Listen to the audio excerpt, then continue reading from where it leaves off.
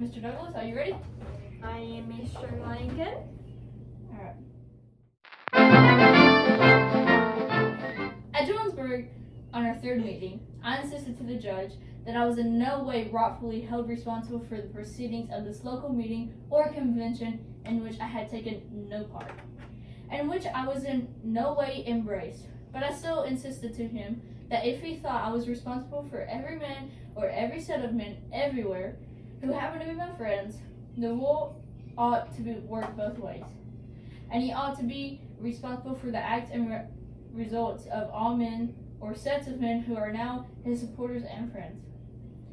And I gave him a pretty long string of resolutions passed by men who are now his friends, and announcing doctrines for which he does not desire to be held responsible.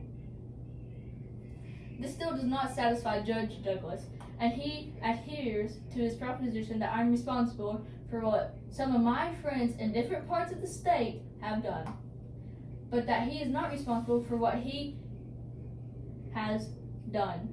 At least so I understand him. But additional to that, the judge at our meeting in Galsburg last week undertakes to establish that I'm guilty of some species of double dealing with the public that I make. Course speeches of certain sort in North, among the abominableness which I would not make in the South, that I make speeches of certain sort in the South which I would not make in the North. I apprehend in the course I have marked out myself, and that I shall not dwell at very great length upon this subject. Well, Mr. Lincoln and the Washington Union both think that this monstrous bad doctrine, neither Mr. Lincoln nor the Washington Union like my Freeport speech on that subject.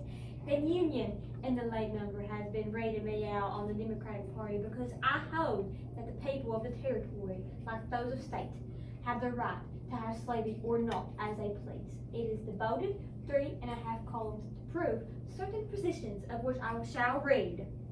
It says, we propose to show that Judge Douglas' actions in 1850 and 1854 was taken, and a special reference to the announcement of doctrine in the program, which was made at Freeport.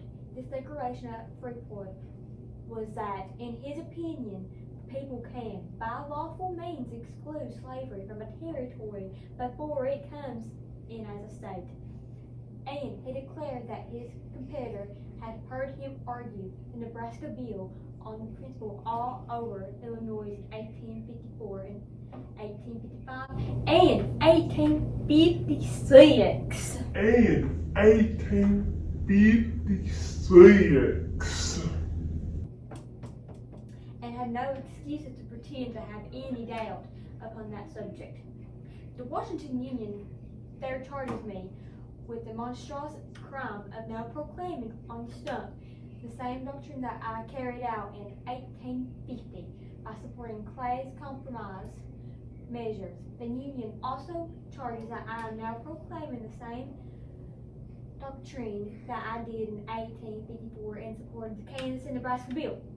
It is shocked that I should now stand here where I stood in 1850, when I suppose by Clay, Webster, Cass, and the great men of that day, and where I stood in 1854 and 1856 when Mr. President was elected.